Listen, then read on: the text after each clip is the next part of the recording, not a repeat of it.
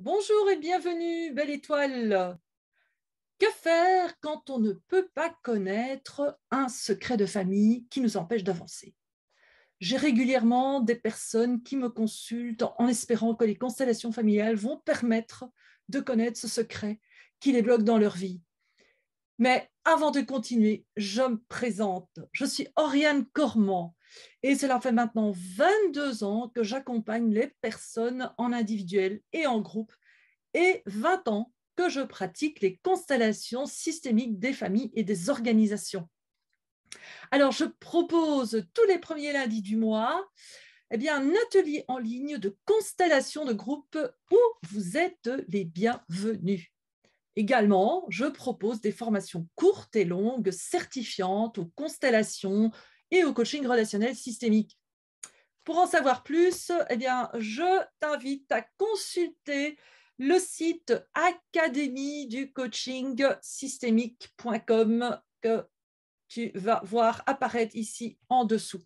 Alors, place au témoignage de Marielle qui va vous expliquer ce qu'elle a vécu lors du séminaire résidentiel qui est à nouveau programmé pour le 19 octobre, donc du 19 au 24 octobre, séminaire résidentiel intensif pour apprendre les constellations des familles en individuel. Ce que j'ai adoré, c'est le travail qu'on a fait avec beaucoup de sérieux, mais toujours sans jamais se prendre au sérieux. C'est ce mariage de pratiquer les constellations dans une ambiance de convivialité. J'ai décidé de revenir parce que je ressentais un besoin d'approfondir, d'aller encore un cran plus loin dans l'appropriation de mes connaissances et surtout pour pratiquer des constellations en groupe en tant que facilitatrice. Je ressors à la fin de ce séminaire avec encore plus de confiance en moi. Tu as suivi la formation en ligne. Quel est le plus pour toi que de participer à un séminaire résidentiel intensif? Que je suis venue chercher aussi, ce soit en présentiel, parce que, en tout cas, en ce qui me concerne, mon expérience, j'ai démarré, donc, je me suis inscrite à l'Académie du coaching relationnel systémique en janvier 2021. La particularité de cette académie que tu as fondée, c'est qu'on peut tout apprendre et tout pratiquer en ligne, et je confirme que c'est la vérité. Et donc, j'étais déjà impressionnée par la puissance en fait de l'outil, donc la capacité d'apprendre des choses et de pratiquer malgré le fait que ce soit en ligne. On peut ressentir des énergies, il y a des choses qui se passent même à travers des écrans. L'académie d'Oriane, c'est qu'elle touche le monde entier et donc c'est très riche. Je me suis dit waouh, ça marche en ligne. J'avoue que le présentiel, ça apporte encore une dimension supplémentaire. Ça permet d'aller plus rapidement, en fait, de toucher que de champs à nous révéler. Je trouve que c'est très complémentaire parce que finalement, c'est ça aussi la vie, c'est la combinaison d'un accompagnement des personnes à la fois en ligne et en présentiel. Les deux, en fait, sont très bien et je trouve que les deux sont complémentaires. Et quoi de mieux aussi que de pouvoir tester les constellations en présentiel dans cet endroit magnifique, d'être hors cadre, en fait, hors cadre du champ habituel. On est vraiment au milieu de nulle part, à un site extraordinaire. C'est vraiment un endroit qui est propice à la prise de distance, à l'analyse réflexive en fait sur nos pratiques. Ça m'a donné l'occasion de rencontrer des personnes captivantes, passionnantes. J'aimerais t'inviter à prendre un instant pour te poser la question.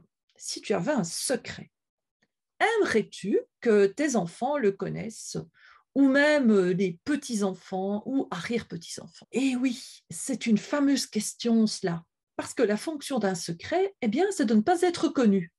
Et pourtant, c'est vrai que ces 30 dernières années, la psychologie a mis le doigt sur l'impact des secrets sur la descendance.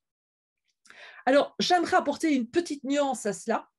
Les secrets qui pèsent le plus lourd, ce sont ceux généralement liés aux enfants naturels, aux avortements non dits et à tout ce qui a trait à des personnes manquantes dans le système. Pourquoi?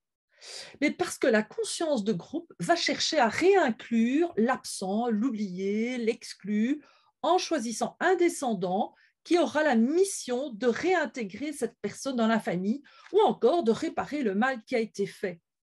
Cela s'appuie sur une des lois vraiment fondamentales des systèmes humains, c'est la loi d'appartenance, c'est-à-dire que toute personne conçue dans un système, que ce soit su ou non su, hein, caché ou révélé, eh bien, a le droit d'appartenir à ce système. Et donc, dès que cette personne est exclue ou ignorée, eh bien, il va y avoir un impact sur plusieurs générations parce que, comme je le disais juste avant, le système, la conscience de groupe du système va essayer de remettre de l'équilibre et de réinclure cette personne manquante. Alors, le problème ici, c'est que cette exclusion a eu lieu dans le passé. Et donc, ça n'existe plus, c'est fini, ça n'existe plus. Et pourtant, cela continue d'avoir une incidence sur la descendance. Parce que ça amène le descendant ou la descendante à mettre en œuvre des stratégies pour accomplir cette mission. Et on peut dire aussi que cette personne, ce descendant, cette descendante va être coincée dans cette mission et finalement, cette mission, ça devient un peu une quête. Alors, j'ai un exemple pour clarifier les choses. J'ai un de mes clients qui me consulte car eh bien, il y a quelque chose qui lui pose problème. Il se sent attiré, mais uniquement par des filles mères avec un enfant.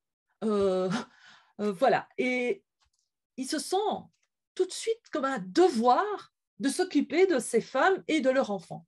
C'est vraiment plus fort que lui. Les autres femmes, en plus, ne l'attirent pas. Pourtant, ce qui l'a surpris, c'est que ça n'a pas toujours été ainsi. Et en fait, c'est dès l'âge de 40 ans que cette tendance est imposée à lui. Et donc, on a fait des recherches et c'est comme ça qu'on a découvert qu'un arrière-grand-père était parti à l'âge de 40 ans, abandonnant femme et enfants pour aller vivre avec une autre femme dans un autre pays. Et je vous dis, hein, des histoires comme ça, cela ne s'invente pas. Ce client a ainsi pu trouver des informations dans l'histoire familiale et mettre en conscience sa loyauté vis-à-vis de son arrière-grand-mère et de sa grand-mère, qui était la fille de cette arrière-grand-mère, celle qui avait été abandonnée, et il a pu s'en libérer. Mais que faire? Que faire quand aucune information factuelle se révèle? Et ça, c'est vraiment très, très courant qu'il n'y a plus aucune information à propos des arrière-grands-parents. D'ailleurs, parmi toutes les personnes qui m'écoutent là, peut-être toi qui m'écoutes, est-ce que tu connais encore le métier de tes arrière-grands-parents, leur prénom? Et j'en suis certaine que plus de 60% d'entre vous qui m'écoutez, eh bien, vous n'êtes pas au courant de ces simples informations vraiment plus que basiques. Alors, imaginez pour un secret. Mais la bonne nouvelle de tout ça, c'est qu'il n'est pas nécessaire de connaître le secret pour pouvoir s'en libérer. En fait, l'attachement à vouloir connaître le secret peut signaler aussi un désir de contrôle de la part du descendant vis-à-vis de ses ancêtres. Peut-être même une tendance à juger, à vouloir rectifier la situation. Et donc, ça veut dire qu'il se tient trop grand face à ses ancêtres qui avaient leurs raisons, leurs bonnes raisons pour garder le secret. Ces raisons peuvent être l'ordre moral, religieux, social, culturel, et c'est généralement lié au désir de ne pas être exclu de la famille ou du clan. Imaginez quand même, il y a 150 ans, une femme qui était exclue de sa famille avec des enfants, eh bien, sa vie était plus ou moins à risque parce qu'on ne trouvait pas du boulot comme on en trouve maintenant. Les femmes étaient très dépendantes de la famille. Et ça peut être aussi la même chose pour l'homme. Pouvait aussi avoir des difficultés à continuer à pouvoir exister au sein de son clan. Alors, lorsque nous regardons nos ancêtres, nous les regardons avec la culture d'aujourd'hui, qui est parfois plus tolérante ou plus permissive que dans le passé. Par exemple, les femmes ne divorçaient pas et parfois même étaient mariées par la famille, ce qui pouvait créer des amours cachés, des enfants naturels ou des enfants dont le père biologique n'était pas le mari. Alors, qui sommes-nous pour juger nos ancêtres? En rendant à nos ancêtres leurs histoires, leurs secrets, nous nous libérons et pouvons reprendre les rênes de notre vie. Nous revenons ainsi dans le présent et laissons dans le passé ce qui doit y rester. Voilà, j'espère que ce que je vous ai apporté là est éclairant. Et pour info, les constellations, c'est une forme de rituel qui permet justement de rendre aux personnes qui avaient des secrets la responsabilité de s'occuper à leur façon de leurs secrets.